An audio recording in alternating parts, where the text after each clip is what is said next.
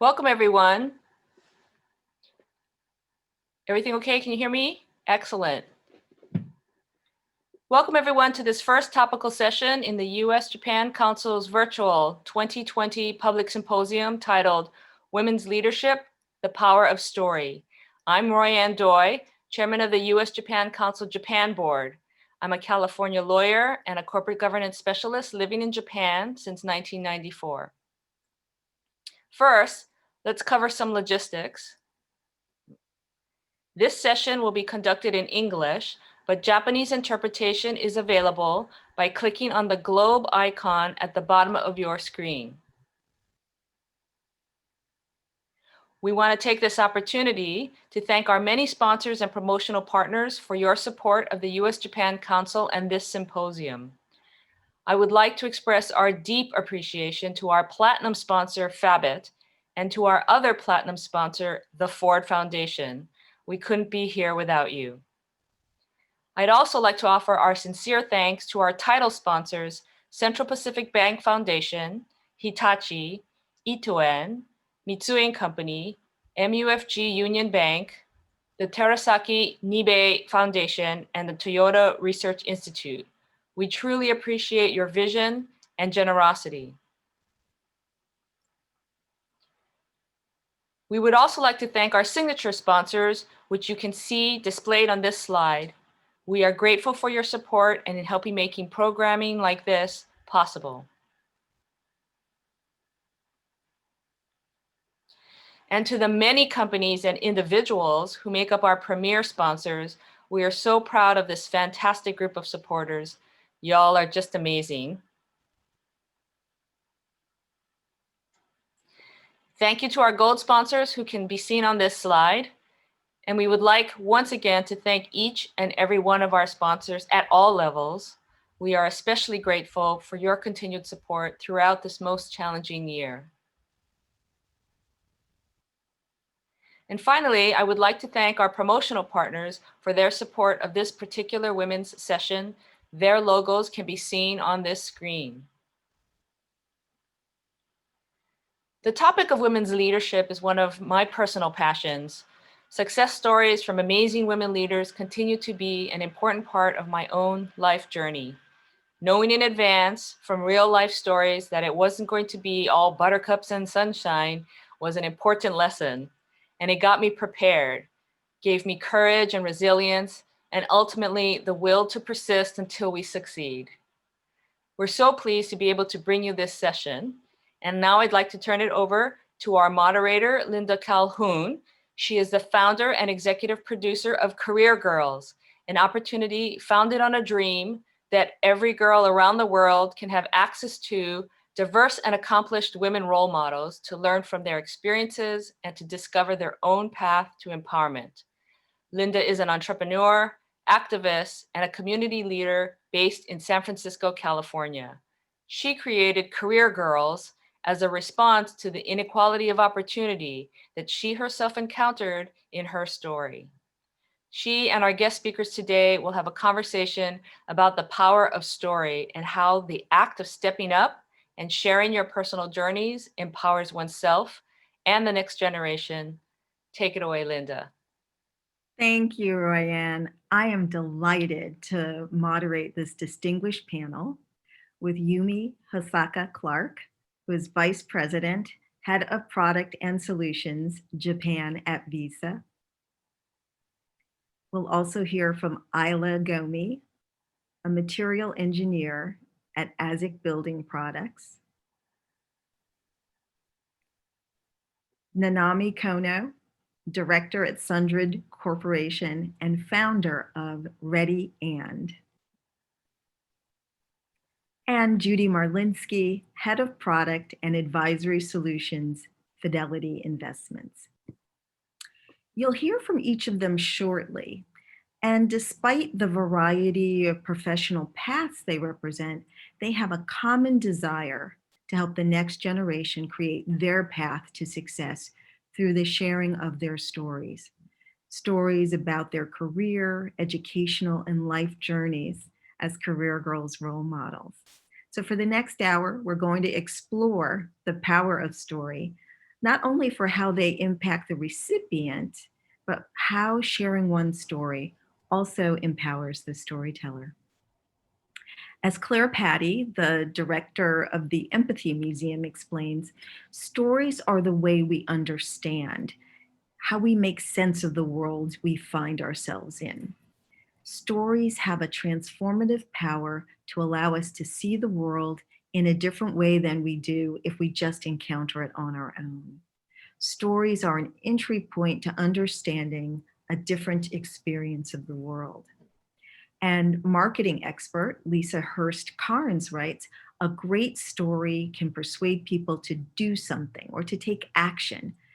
This may be because people inherently want to have a purpose, and storytelling can propel them to take initiative.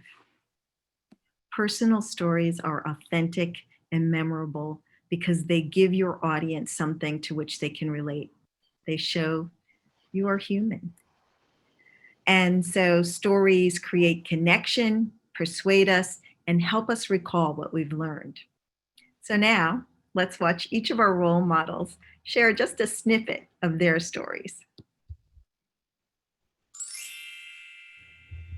I'm currently the VP and head of product at Visa Japan in Tokyo. I run all of the kind of credit card suite as well as all the card suite in Japan. That ranges from credit card, debit card, prepaid. I look at all the fintech companies that are coming through for Visa Japan. Japan as a country is trying to increase the cashless initiative to 40% by the year 2025. When you think of finances and technology coming together, think about the possibilities that actually can happen. And you're seeing that happen right now in the United States as well as the rest of the globe. Some of them, for example, are the Internet of Things, transferring monies back and forth with your Alexa, Amazon Echo, automatic payments that happen when you walk into a store. You get your things and you walk out automatically, and the monies are taken out from your mobile phone. Don't let anyone stop you. If you really believe in something, go for it. Even one person can make things and change things for the better. So use your powers for good. I work as a material engineer for the wire and cable company. So basically, the wires that you see when you're driving in the car across the side of the road to wires connected to a video camera, we make everything pretty much that goes into that. STEM is definitely the future. Whenever you think of technology, it's usually advancements in math and science. It's also really rewarding in the end when you start to get into the workforce. And don't let other people say you can't do it. Go do you. I think that's the most important thing that I've always kept in mind is if this is something I wanted to do, I'm going to do it. There's just so much of the world to explore and so many things to learn and different things to try. Don't let anything hold you back. Try and find a way to do what you think you need to do. I work in Tokyo at a clinical research company. And what I do is I monitor clinical research that are being conducted at different hospitals and clinics around Japan. When I was in college, I founded this organization called Ready And. I wanted to see women in Japan being empowered and in leadership positions. And in order to empower women in Japan, I needed to go back and influence high school students who still had a lot of options, but wanted to explore. So I wanted to introduce them to role models, women working in different careers in different fields, so that high school girls could feel empowered and could explore like the different possibilities they have for their future. Maybe you don't know exactly what you want to do right at this moment, but if you just keep doing something that you find enjoyable, if you keep doing something you like, then you'll eventually find something. When you find that passion, when you find that thing that you really want to do, then just keep doing it. As president of Fidelity Institutional Asset Management, it is basically 60,000 clients plus another 800 institutions, but it is close to $750 billion of asset under management. And it takes about 1,200 employees to run this business, and they're located in 10 locations across the globe. Why it's so important to have girls in this financial services industry is that Today, half of America are women. So we need to have women understand what women are going through. And this is true of all diversity and inclusion. So the best combination is to have a very mirrored image of the clients we serve and the associates who are really working day to day in the financial services organization. I think one of the great responsibilities of leadership development is, what do you do in adversity? You have to pick yourself back up, motivate the people around you, and set the direction back for what you're going to do to lead the team. That is a sign of great leadership. So as you can see, we have amazing women role models here, and you can visit careergirls.org to see more of their videos. So now, my first question for everybody on the panel is, why did you want to participate as a role model? Who would like to start? I'm happy to start, Linda. Thank you. Linda, when you invited me to take this challenge and take this opportunity, I remember feeling this reflection moment and saying, do I have a story to tell, as you correctly point out? And sometimes when you're living in the moment of your career, or you're living in the middle of your work and your day-to-day experiences, you may not realize that you're actually creating history or creating a story or making a mark or making a moment. And I think this opportunity just gave me a chance to really go through the history of my career and realize I did want to share something, and there were so many learnings. And if I could share it with just one more person, let alone 100 people on the call, I knew it was something that was meaningful for me, and I would learn from everyone else as well. So thank you. Thank you, Judy. Yumi, would you like to say why you agreed to participate as a role model? Sure. So for me, it's both professional as well as personal. When I look at my professional career, oftentimes those connections as to why people are in the places that they are, you don't typically get that kind of answer. You see them in various leadership positions, but you don't know why. From a personal perspective, I have two daughters. They're 14 and 8. And while they see me running around from a personal perspective as well as a professional perspective, they too don't understand why I do the things that I do. And this gave me the opportunity to be very explicit about that. There are role models in my career that I've been so fortunate and lucky to have as I've been going in my career. And this is my way of kind of paying back to those folks as well, and paying it forward to those people that I can help coming up kind of the career ranks, as well as thinking about how to balance work and life together. Great. Isla? So I was approached, Linda, you approached me at the USJC annual conference in 2018, and you asked me to be a role model. And I was immediately so excited for that opportunity. I had been volunteering with Girls Inc., which was a local after-school program in the small town that I lived in Indiana, where we helped encourage girls to take interest in different STEM activities. So when you approached me with this opportunity, I was so excited because it was a way to touch the lives of so many more individuals than just my small community. Great, thank you. Nanami? Yes. I remember I was just initially drawn to how big of an impact that this program really had, especially coming from how I've been working on Ready and influencing high school students in my community. And I just was very honored to have been, approached and also be a part of this big community of women who are speaking their stories. And I just really wanted to be a part of that. Thank you.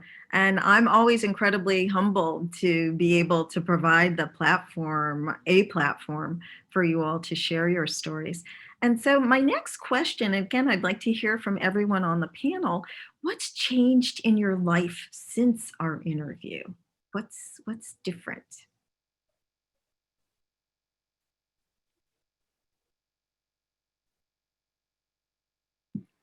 I'm happy to go in order again. That's fine.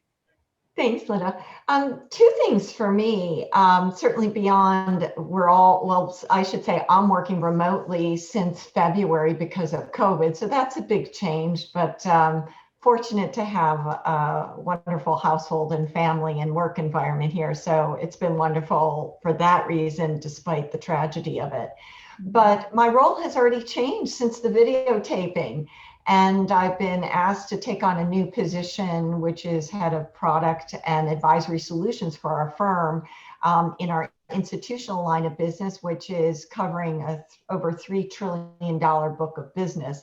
So it has changed quite a bit. I'm not managing all of it, but I'm managing all the product development. So it kind of reminds me, stay relevant even at my age, be nimble, be ready to go, be contemporary to your knowledge set, be a learner. So I share that with everyone, never ever stop learning, and be ready to take on what the company asks you to do, or unless you're an entrepreneur or an individual business person, building your own business, but you really want to do what the company needs, and you end up really growing along the way as well.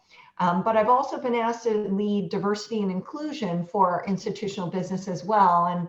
And watching all of you, I'm writing notes and reminding myself more inspirational stories I can bring to the workplace.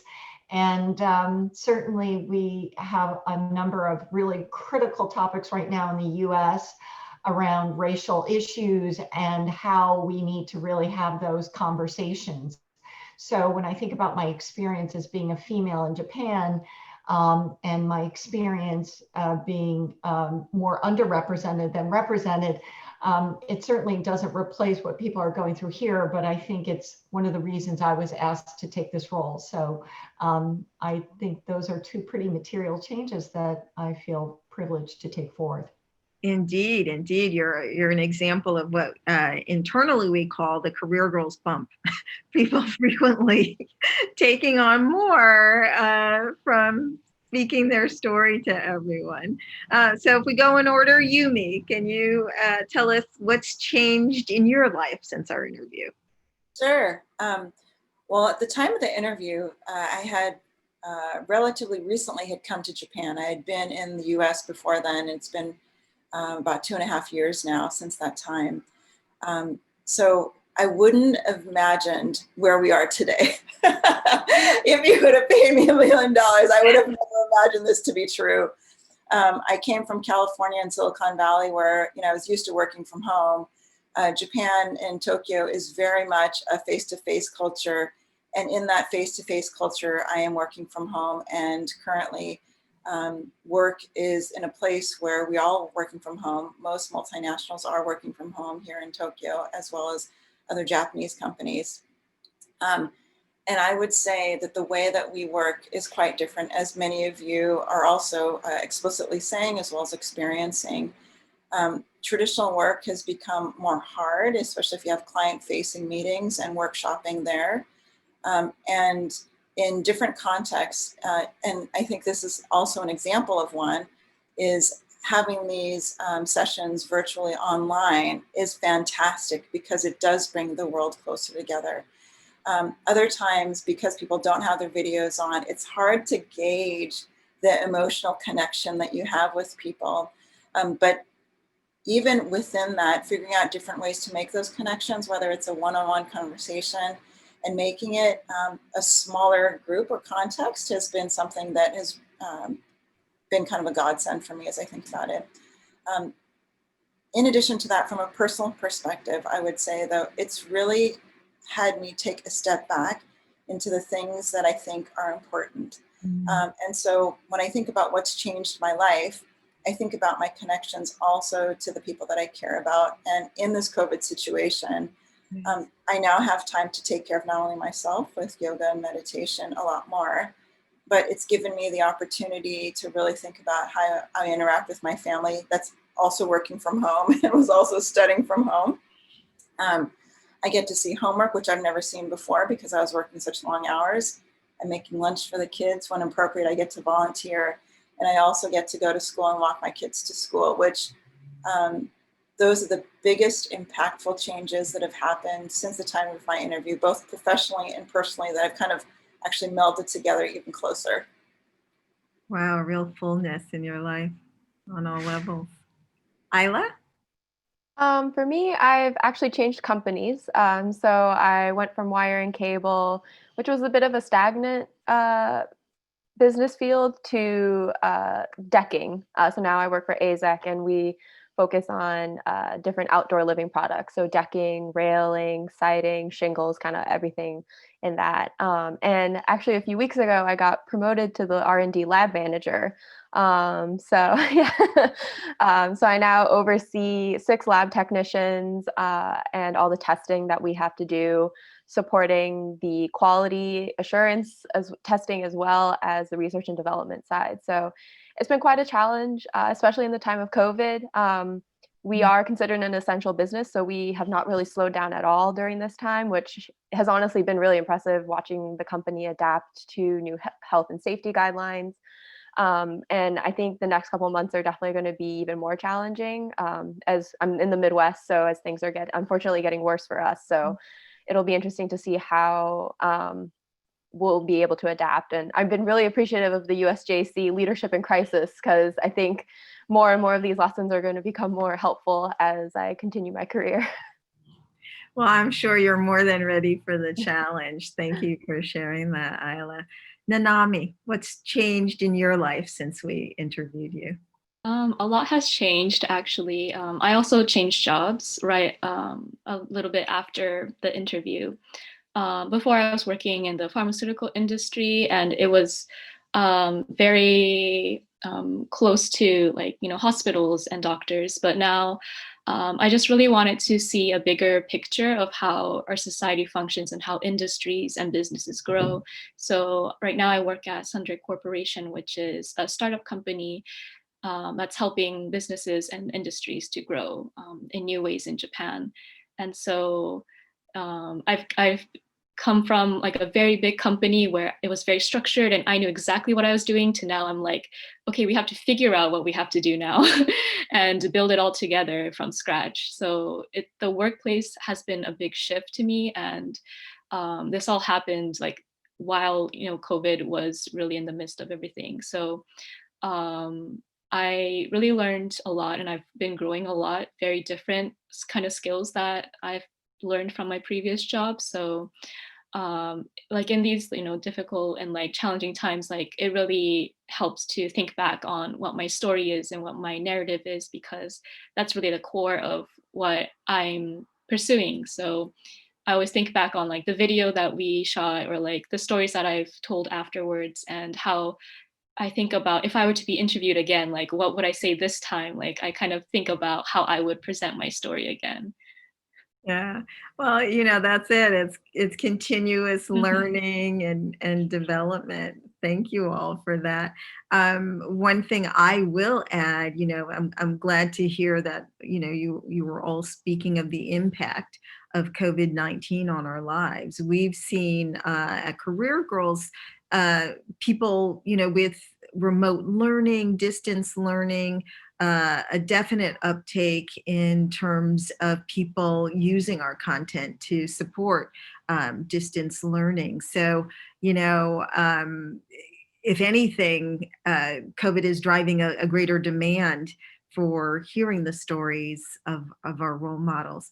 And so, the last question I asked you was, what's changed in your life? But now I'd like you to look a little more externally and to see if you could share a story of impact of seeing, someone and how they've been changed or impacted by your story, whether it's a woman or a girl who you've witnessed make a shift from seeing your videos. And I know some of you, we just got your videos on the website, so you might not have had a great opportunity, but just whatever your impression is from that question. And so Judy, I'm going to start with you again. Sure, thank you. Great question. And I think mine was a little too new to feel like I could share a story of someone I didn't know, but I will tell you 3 quick stories. One, my mother 88 years old, watched every single one of the modules in those little clips. And, it was a good activity for her during COVID. But what was really profound for me is that she called me and she said, I learned something new about you that I never knew before. And, to share that experience with someone you've been so close to, and I do have a very close relationship with my mom. I talk to her every day, and she lives in another state. But to think that if that had an impact on her, think about the impact we are making on so many other people. And you won't even know it. You won't have the call. You won't have the story. So really assume that if it reaches the hands of others, it's really going to make a big impact. And I too, as Yumi, I have 2 daughters. And I think I kind of felt like I was leaving a little bit of a storybook for them as young professional women. One's a lawyer and one is a financial services young businesswoman. And to see them watch it, I think they were literally ready to take notes, because I think they hadn't heard every story. We're a very storytelling family, but you can't begin to pick up the kind of questions you asked. And then lastly, just as someone who, because of the profile of many of my jobs, my professional LinkedIn, we did post some of this content and encourage people. And the feedback was really quite tremendous, not just about me, but about the program. And so I think if we tell 2 friends and tell 2 friends, given especially, as you say, with COVID, what a great platform to share. So those are my 3 quick stories. Oh, thank you so much for sharing those, and go mom. And so, Yumi, what about you? Any examples of how you've witnessed people experiencing your story? Yes, I didn't understand how broadly the stories would go. So in terms of the platform itself that you've created, Linda, what's pretty cool is that people that I don't even know have come to me. So oftentimes through my work, I meet people for the first time, or like in an interview situation, I talk to them about various candidacy in the organization. And the conversations get quite personal very quickly. And what I mean by that is that they've done the LinkedIn search, and then they see the videos, and they have kind of the foundation by which they kind of know what I'm already thinking about women's leadership, or what I'm thinking about some of the financial services, very similar to kind of Judy, the background that I have. And so as I'm talking to them, conversations oftentimes go into like when I ask them, well, what kind of questions you might have, they'll say something like, well, how do you balance out work life? How did you get to the spot that you have? How did you X, Y, and Z based off of the interviews that, and the questions that I've answered? And so from that perspective, it's been a great platform. And I also think it's a positive platform to hear such diverse stories from different women. I mean, even this panel shows it, that there's not one recipe or formula for success. There's different ways to do it, and all of them are all okay. Awesome. Yumi, thank you for that. I just got to put the plug in. We've had 19 million page views from 232 countries and territories. So we really are a global website. So yeah, they're seen everywhere. Isla. So mine is also a bit newer, similar to Judy. So I have not really gotten too much feedback, but definitely excited. Kind of curious to see when my family sees it to get their comments back. I haven't been November's been a busy month for I think a lot of people, but also me personally. So I haven't really gotten out there, but I'm definitely excited to kind of see the impact that it has. Well, I'm sure they're going to enjoy learning different parts of your story, as Judy was saying. And Nanami? Right. So I did share this video. Once it went live, I shared it to my family. And in the video, I talked a bit about my mother and how she was a role model to me. So when I was a little like, embarrassed to show the video to my mother, but I showed it to her and she really liked it. She said she saw all the videos, and she noticed how, I was a bit younger than the other, interviewers. So she was like very proud, and she was also embarrassed to hear about how I was speaking about her and how she was a positive role model to me. But it kind of, gave us a little connection in that way, how we both have this mutual respect for each other, for what we both do and what we pursue.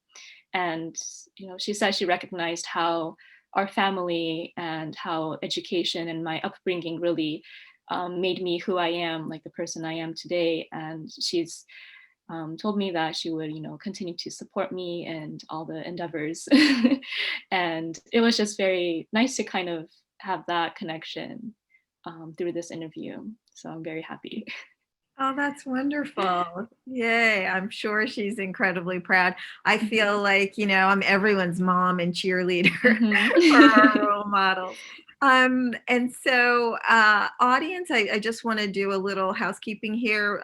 Feel free to submit your questions. I'm going to continue with a few more of my own for our role models, but we'll definitely give you an opportunity to pose your questions as well. So, Yumi, I'm going to start with you, and I'd like you to tell us about your participation in the US Japan Council's, I think it's called Jasper program, which allows you to talk about how telling your story as a Japanese American is also empowering. Can you talk to us about that? Sure. So the storytelling program, I had decided to join for several reasons. I'm quite passionate about this whole storytelling movement. When I think about Japanese Americans are in both the US and in Japan, kind of the invisible minority. And what I mean by that is when we're in Japan, we look like everybody else, so you can't tell. And depending on the Japanese American, you may or may not be able to speak Japanese fluently. So, people don't see that you're necessarily different. In the United States, out of all the kind of Asian American minority groups out there, I think Japanese Americans are the smallest minority group in the United States.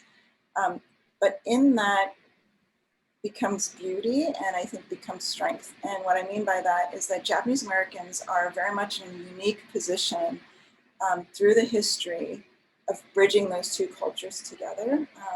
So in the US, I would say most recently, just because of the things that have been happening to different minority groups, because the political situation, whether it be kind of the Muslims or the Hispanics that have been coming into the US and immigration, you can make a lot of connections with the Japanese American internment that happened during World War II.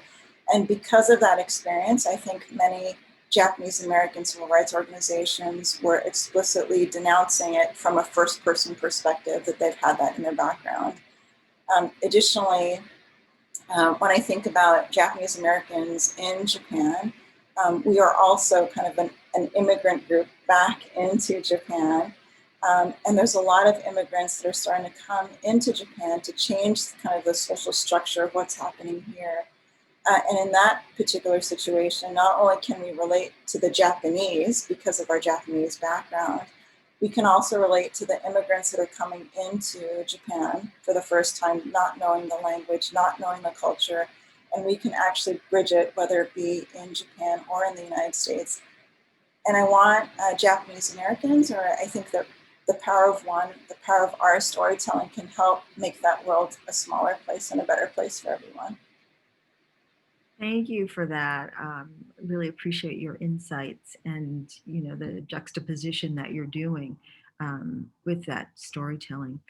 Isla, as a Japanese American and having lived and now working in the US, how do you perceive the impact of role models in advancing gender equality in corporations and society at large in both countries?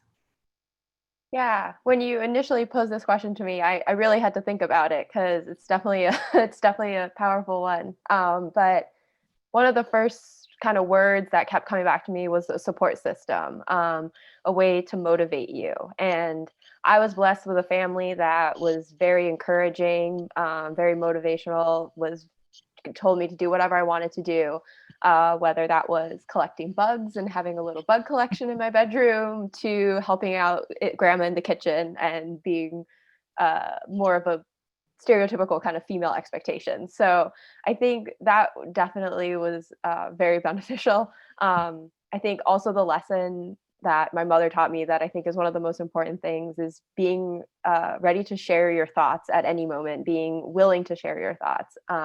I think that's something that, especially as females, and especially in Japan, is a very challenging thing to learn, is to speak up. And definitely in corporate America, people don't necessarily always stop and ask you your opinion. You know, you have to be willing to interject and say, this is what I think.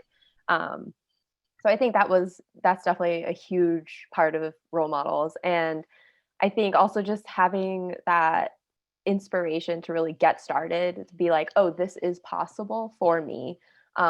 Listening to Kamala Harris a couple weeks back, listening to her acceptance speech where she was saying, I am the first, but I'm not going to be the last. I think just really kind of sent that message home for me of like, yes, like I might be one of the few female material engineers that I know, but I will make sure that we're not the last by any means of a generation, that there will be more in the future. Here, here. That's wonderful. And Nanami, I want to bring you in and I want you to share with our audience more about the work that you do with high school students in your nonprofit, Ready And. Tell us more. Yes. So what I do with Ready And is we support high school students, girls, and of course, non-binary or other LGBT folks who don't necessarily have a role model to look up to in their daily life, maybe not in school or not in their family. But in Japan especially, it gets very narrow, and it's hard to find somebody who does something outside traditional gender roles.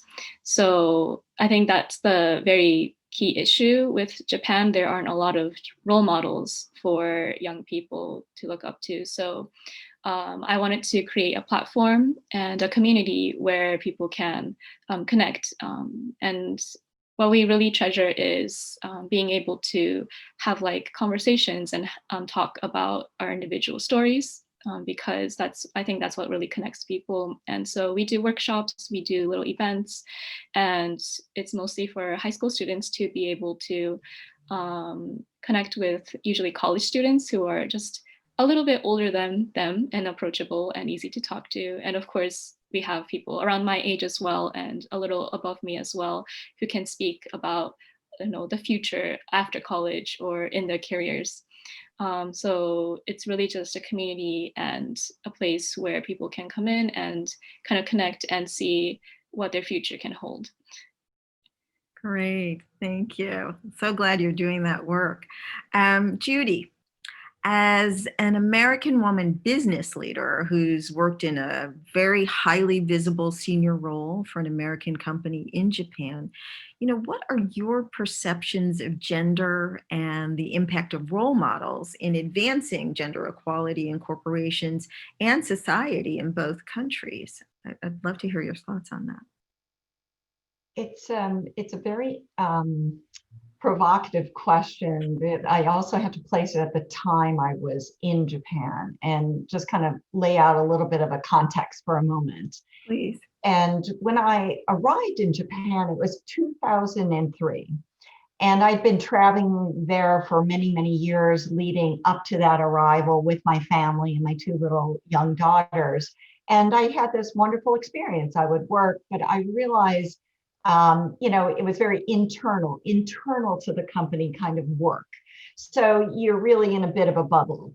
But when I took a permanent role, a semi-permanent role to be there in 2003, I continued in this kind of position where I was very much part of the inside role as a chief operations officer. So people were very respectful. I had a lot of male colleagues. It was still a very predominantly male business construct, but we had a lot of women working at Fidelity at the time. So I had wonderful peers. I had wonderful role models. But it wasn't until my career shifted pretty dramatically when I became president of the business. And that was the last 5 years that I was there. It was well timed with Prime Minister Abe really advocating for women getting into business, the three arrows and economic stimulus. So I was kind of getting in at really kind of the right time. But what I didn't realize until a very, very senior Japanese colleague of mine, when they were deciding whether or not to really go ahead and appoint me as president, was that he shared with me it was a risk. And, you know, it's just borderline insulted, but yet you realize what he was trying to share with me. He was actually doing me a favor, is to say, because you are the first time we've ever chosen a woman to run the company, we want to make sure it will work, that you will be accepted, that the business around you will be accepted, not just internally, because you will now be outward facing. You will be in the market. You'll be dealing with clients and other sachos around the country. And they didn't want it to be a situation that I wouldn't be accepted. So it was one, a favor, but it was also a wake-up call to realize I'm going to really face something fairly challenging, which I didn't quite anticipate, but you know, I was preparing myself. But what ensued over those 5 years was two dichotomies. One was in the network of people that I was working with, there's hundreds and thousands of female sales professionals across banks and brokers all across Japan. It's a very female-oriented role because they're dealing with head of household, which is women holding the paycheck and making all the investment decisions. So in that particular venue, it actually heightened Fidelity Investments awareness and presence in the marketplace because they wanted to meet me. They wanted to be part of the events. They wanted to sell the products we were selling. So it really was currency, social currency. But then there were many other examples where I faced very senior Japanese men who wouldn't even take a meeting with me in rural Japan. And my staff would be so heartbroken and so embarrassed because they didn't want to tell me. And I would say, oh, come on, just tell me what's going on. And I had to help them. I had to make them understand time. It takes time. We have to be patient, and it's step by step. So you can't rush the impact of really helping businesses understand how powerful a diverse workforce can be and what it means to every business step by step. So you have to be patient, but you have to be bold. You have to be you know, a teacher, but you have to be holding strong. So, you know, you had to kind of tread both sides of this throughout the time I was there. My US counterparts were thrilled that I was going through this experience because it, you know, certainly strengthened me in adversity and readied me as an executive to really understand you face adversities everywhere you go. And maybe that was in that particular cultural diversity, but you face other kinds throughout your career. So it's really a reflective time, and I thank my colleagues, you know, profusely for the patience that they had for me. But I also think the time was right because we also saw so many more clients, actually consumer clients, are really looking for their businesses across Japan to start to show that we're really tailoring to women who are consumers and women who are running companies, women who are professionals. So I'm excited to see step by step the changes that are happening. Oh, that was a great story. Thank you for sharing that with us. And Judy, you touched on Womenomics when we were doing our research in 2018 prior to coming to Tokyo to film interviews. I certainly heard about it and the work that Kathy Matsui has done in that regard, along with former Prime Minister Abe. I'm just wondering if there's anyone else on the panel that can speak to maybe how the Womenomics movement impacted your work as a mentor. Anybody else want to speak to that? From my perspective, I would say that the Womenomics movement put structure around a lot of things I think women were feeling. And because of it, it gave us license to do a lot more and try some of the programming that we wanted to do from a corporate perspective. And from that perspective, not only does it show kind of what one person can do, I think about Kathy and the work that she's done within the government, but the profound impact one person can have within the organizations that they're in. And so from that perspective, it's very much been an inspiration in a way that I think we just keep on pushing on. Okay. And I know many of you have done mentoring certainly well before Career Girls met up with you. Can you tell us about some of your mentoring activities that you were doing even before you were sharing your story on our platform? I can start off, Linda. As I mentioned earlier, I'd been volunteering with Girls Inc., an after-school program where it was funny because they tried to limit the number of what they call kind of the girly toys that they had for the girls to play with. They really tried to push those more. Like, one of my favorite things when I was there was they had like circuit boards that you could like build different circuits and try and build things like that. And like, that's what they were trying to focus on. Lots of Legos, like very trying to focus, like breaking the mold of like what you should be playing with or what you can play with. So that was always interesting. And I would just go and literally just hang out with the girls for 30 minutes every Wednesday and just kind of play with them. They'd ask me questions about what I did and stuff like that. But I also, after that, started volunteering with a robotics team. And I kind of met the misconception where it's like, oh, you're an engineer, you know how robots work. And I was like, no, I do not. Wrong type of engineer, sorry. But still, so it was a chance for me to bond with the kids as we learned together to figure out how to build a robot, different types of programming and stuff like that. Oh, that's great. I just love that generosity of spirit. Anybody else want to share some of their mentoring experiences that, are memorable before we had a chance to interview you? I can talk a bit about some experiences.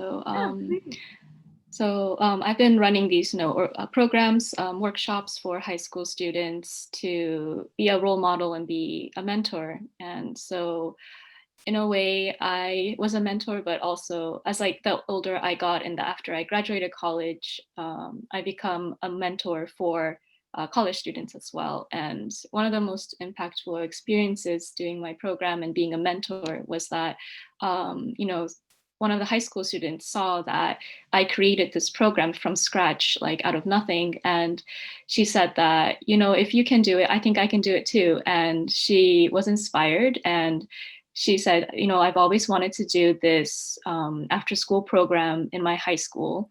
And I never had the courage to. I was a little too shy, but I see you do it. I think I can do it. And she went out and she started this club for herself and started, helping out her community and got like other, people to join and started getting bigger. And I was just really excited that, maybe I didn't personally like say something to her directly, but she saw what I was doing and that was impact enough. And that gives me inspiration and motivation to keep moving forward.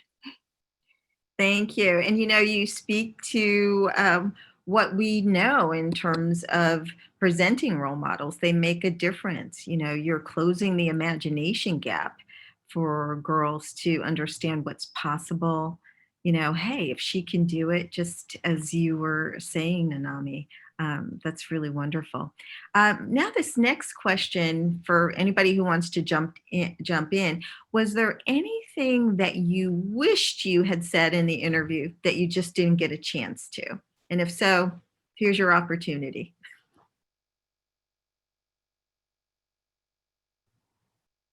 I'll say one quick comment. I know there's some great questions coming in the Q&A, but one is, I think the topic around the fear of failure. And I think that's a really hard topic, but if I could look back now that some of the times where it was the hardest, or the things that I thought, it wasn't going well, actually shaped who I am and strengthened my resolve and helped me gain the confidence. It seems like it could shatter your confidence, but if you're the type of, what I can see by these women on this panel, you really can find your way through and problem solve and achieve that. It's something to be prepared for. Don't expect it to be a simple ride or a simple linear progression. And just if you can mentally prepare yourself, then when it happens, it's not going to be a shattering, and you really do grow beyond it. Great, great. Anybody else? Things that they wish they'd had an opportunity to say in the interview? I have a similar type of idea as Judy was just mentioning, and one of her stories actually made me think about this. As we're going through our careers and our personal lives, I think to myself, don't be afraid to treat yourself along the way. And it's those like little things that happen that, are so great. And then through that, know when to fight and know when to just kind of walk away. And through that process, as Judy was talking about, the person that had given her advice, support in some ways comes in unexpected areas that you would have never imagined before. So it's kind of like, so ice cream is my favorite food, which I shouldn't say pretty much as a mom, but ice cream is my favorite food. And weird combinations of ice cream actually really work. And I would say that unexpected support really works too in the same way. So I think that's one of the things that we always focus on, maybe the things that don't go well, but there are a lot of things that go right. So let's talk about those too. Great, great. We'll be getting to Q&A very shortly, but I do want to ask each of you and folks who check out their videos, I believe I asked most everyone, but who are your role models? Let's go around. Yeah, I can start. So I watched back my video since it had been a few years. I was like, I'm curious who I said, like, has it changed at all? And it had not. My role models are very much still my mother and my grandmother. I mean, I mentioned earlier how my mother is never shy to share her thoughts with you, and that can be positive and negative at times, but overall, just that confidence to say, this is what I think, is just so powerful to see. And my grandmother, I mean, she just shows how much love and respecting people is so important. And I think that's a incredibly valuable lesson that I think I try and remind myself every single day, to be humble, to be respectful of everybody, and treating others how I would want to be treated is just such an important element going through life that I think has really shaped me. Wonderful lessons. Who else wants to talk about their role models? I'll mention mine. It's not dissimilar. My grandmother, she'd be well into her hundreds right now, but she always worked in some capacity as an entrepreneur. And just every time I'd spend time with her, she just had the next idea and the next idea, and was just unrelenting to not be held back as a female in her generation. And, she instilled it in my mother and so on. But, she was just full of energy and creativity. And we were born on the same birthday. So she was just everything to me. But in a more contemporary sense, there's people like Condoleezza Rice, who just, I had the honor of meeting her just 2 years ago, just is like a rock star to me. And that's completely from a non-political point of view, but just thinking about where she started, what she's done, what she's accomplished, and just how she maintains such a style of elegance and intelligence is just second to none. Thank you for that. Nanami? So very similar as well. My mother has always been a consistent role model. And I'm very lucky that somebody who lives with me or knows lives very closely with me is a role model to me, because not everybody can have somebody close in their life to look up to, like for careers or just life choices. But recently my mother, she after turning like 50 something years old, she did have a career change, like a very big career change, and she wasn't afraid of making that step, because she has a goal, a mission, and what she wants to do, and a future that she's trying to achieve. And I'm just inspired that no matter how older you get, like there's always a next step that she's always pursuing. And it makes me think about my career, like how do I want to take it, and what are my values. And I respect her and she respects me, and that level of like equal respect that we have for each other is very valuable, and something that I think is very important when I approach other people in my life as well. So biggest role model still my mother. That's great. And Yumi? I think our mothers are very important to us. I feel the same way. My mother immigrated from Japan to the United States in a time in the late 60s, early 70s, when there was a lot of changes dynamically happening in the United States. And I think about all the things that she's gone through. I also think of role models in different phases or different aspects of my life. So one of the stories that really resonates with me right now is Ruth Bader Ginsburg's story, just because of the types of professional successes that she's had, but the personal life she also was able to maintain when there are challenges in her own personal life. And the third one actually is going to sound a little bit weird, and I'm not sure many people would know her, but there's an author of a book called Pachinko, which I think many of you may know. Her name is Min-Jin Lee, and the reason why I see her as a role model is because she's done a beautiful storytelling of Japanese Koreans in Japan. And it's a story that many people haven't heard, but because of what she's done, it's brought to light a minority group in Japan that is kind of the invisible minority group, in the same way that I was talking about Japanese Americans. Right. And it's a beautiful story, not about adversity, but it's about hope, actually. And turning that around actually is something that I believe to be true in all of our stories. Thank you. Thank you for sharing that.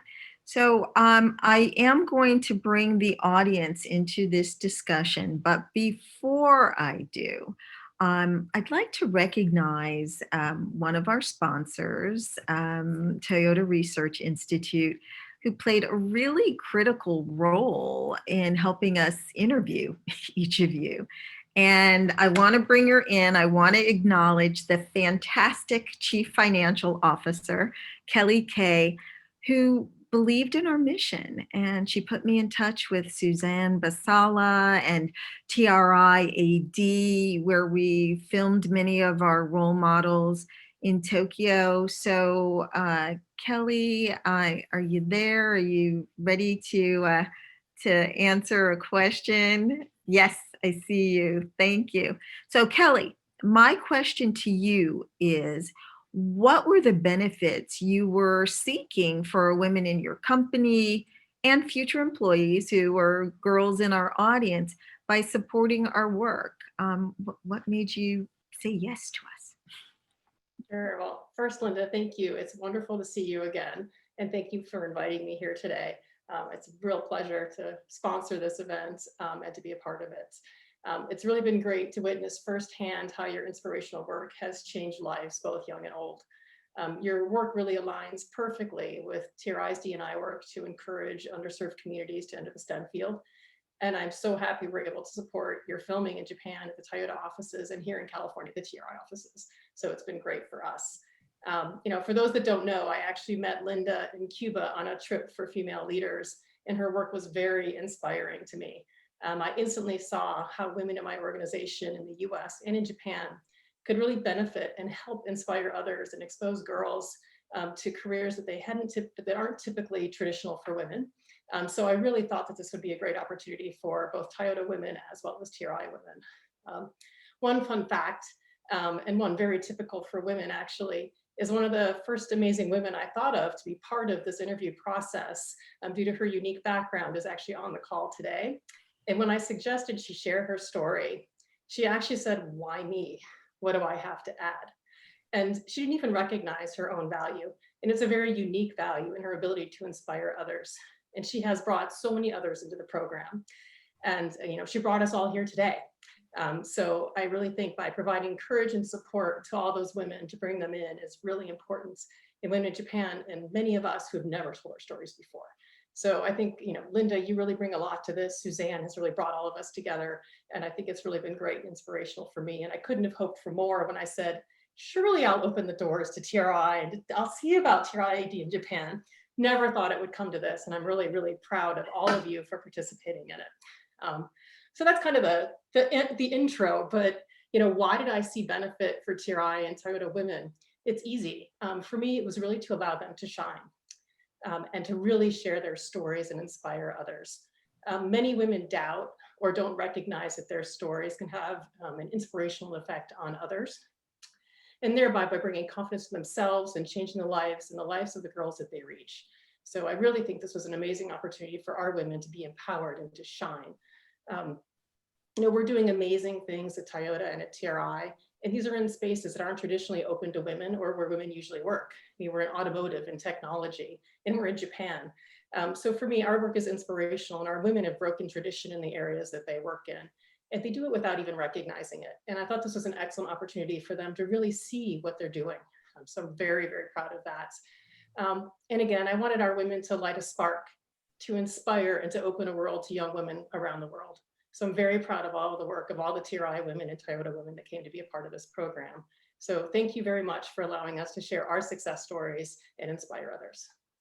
Well, thank you so much, Kelly. That's wonderful. So we've got a few questions that we can get to. And this first one is the time required to manage children learning at home life during COVID has had an adverse effect on women, and many have quit their jobs. Have you seen this effect in your professional and personal life?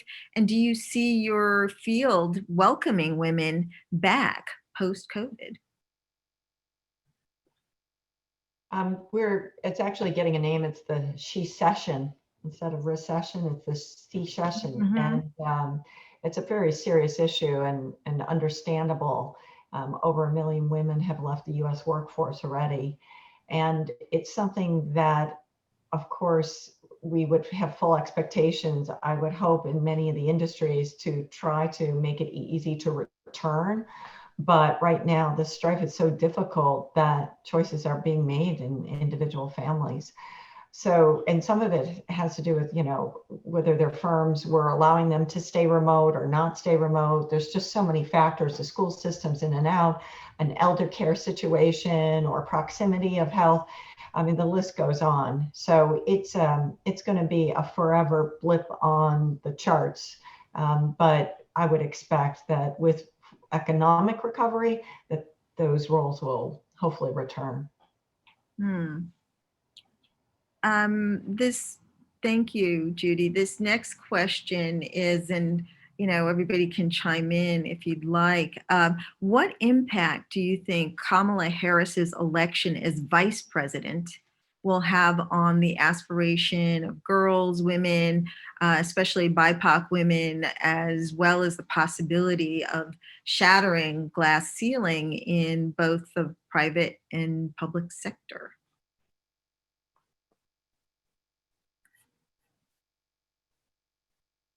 Any thoughts on that?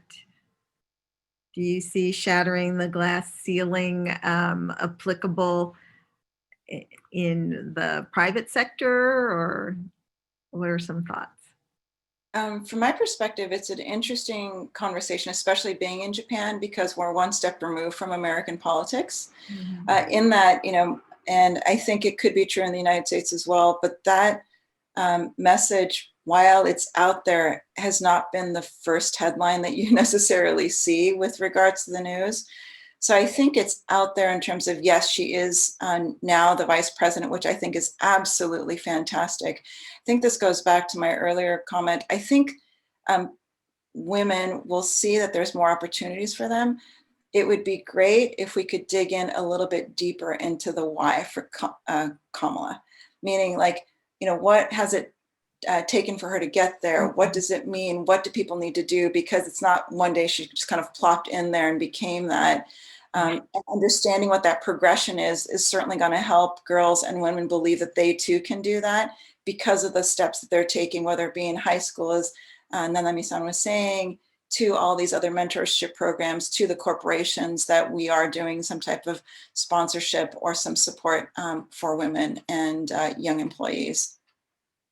I think one narrative that's being discussed is that she is exceedingly qualified, but we have to recognize she was not the first person to be qualified. So why now? And it took allyship. It took, as she put in her words, the audacity for her running mate to choose her. And I think those will be those examples that it will take allyship to allow others to ascend, whether it is any underrepresented group or gender in general. That really is going to be what makes certain breakthrough moments. And so huge credit for the entire Democratic Party to make that. And those are those unexpected connections and support that you don't necessarily believe that you have, but that are certainly there too, which I think is really great when it happens. But it's very nice to see very local news stories of young girls saying, I'm so excited, like a bit of the Ruth syndrome, Bader Ginsburg, which she became a hero, a shero. And to see that start to kick in, and, we hope for her huge success, but to see it anecdotally already playing out in little news stories is just overwhelmingly beautiful. Indeed, indeed. This next question from the audience is, to those with multicultural backgrounds, in what way do you feel cultural competency is important for advancing women's equality in the workplace?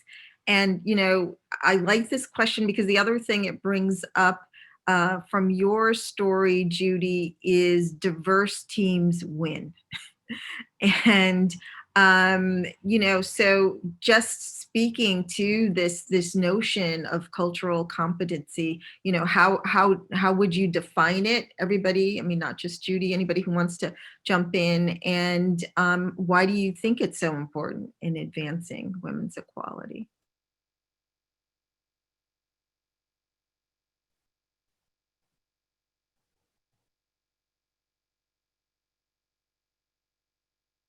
I will maybe make one comment just to kick things off.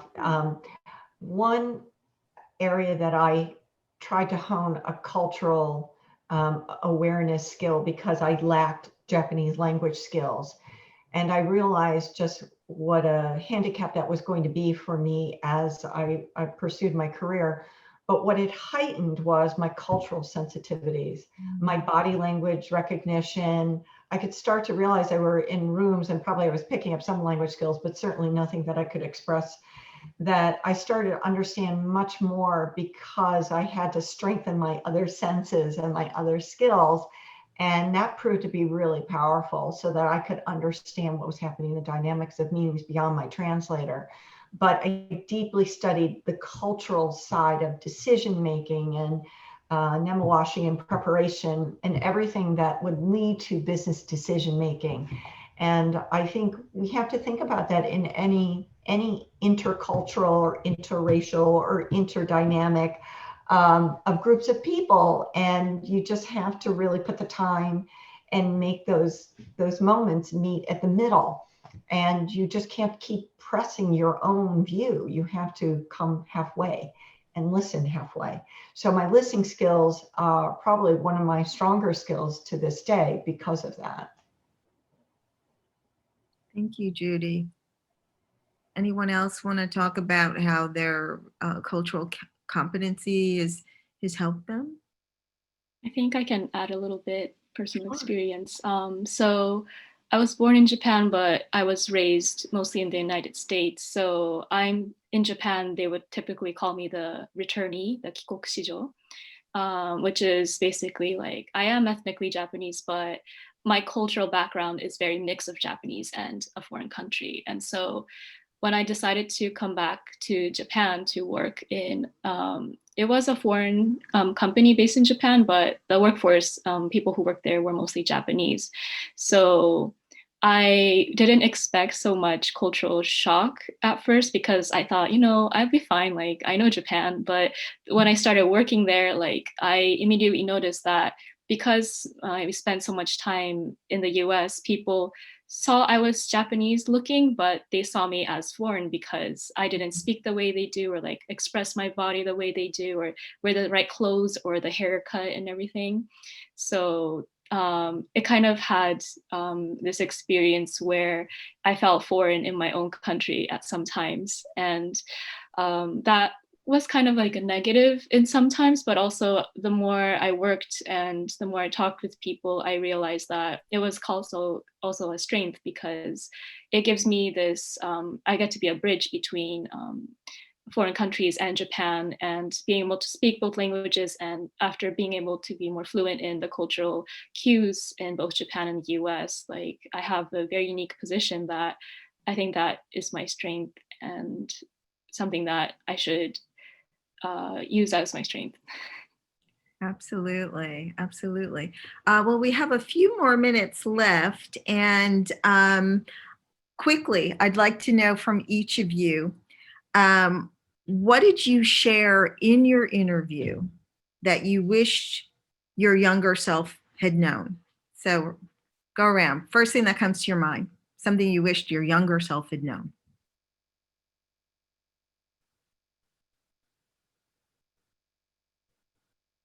Isla?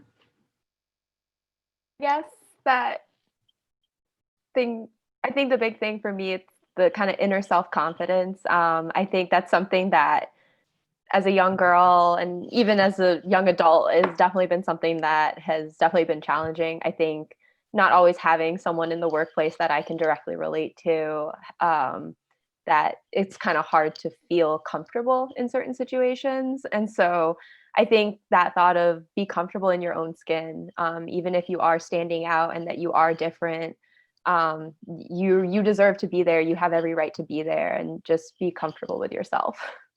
Awesome. Nanami, do you want to go next?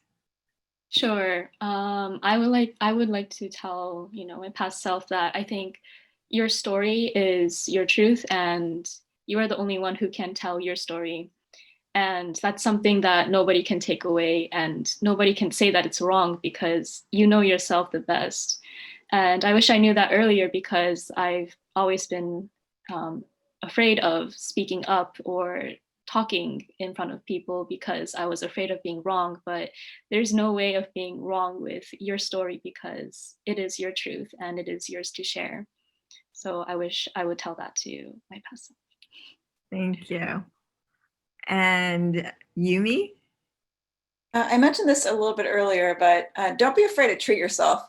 It's going to be a journey. So have fun with it and just enjoy yourself. It's going to be tough at times, but it's good. It's all good. Thank you. And Judy? A little bit of the same as Yumi, only that if I could look back and know that my career would take this windy, turny road, it was not like this, straight path, that winding and the turns actually made it richer and more interesting. This need to kind of know step by step. I started off as an artist, and that was my first career. To think that it would lead me to running an asset management firm in Japan, no one could ever have told me that. But just believe that it can happen and allow it to happen. Take some left and right turns, even if they're lateral or whatever, because it's really builds your story, as Nanomi's saying. Great. Well, I hate to think that our time together has come to an end, but it has. And many thanks to Yumi Hosaka Clark, Isla Gomi, Nanomi Kono, and Judy Marlinsky for this engaging discussion and for our audience participation.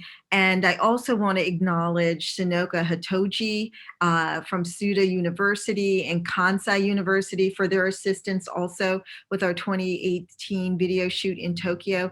And finally, I would like to remind everyone of tomorrow's schedule.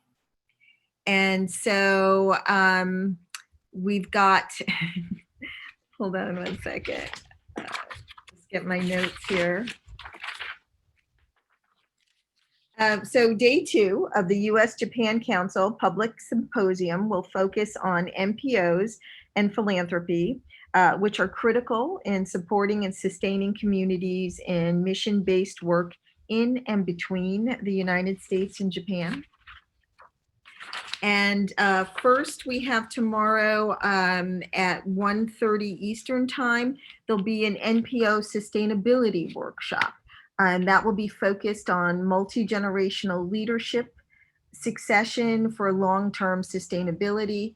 Then at 6 p.m. Eastern, there's going to be a dialogue on the historical role of public and private funders in strengthening U.S. and Japan ties through creating philanthropic institutions and the global and social trends that are directing foundational giving and nonprofit missions today. So please mark your calendars and join if you can.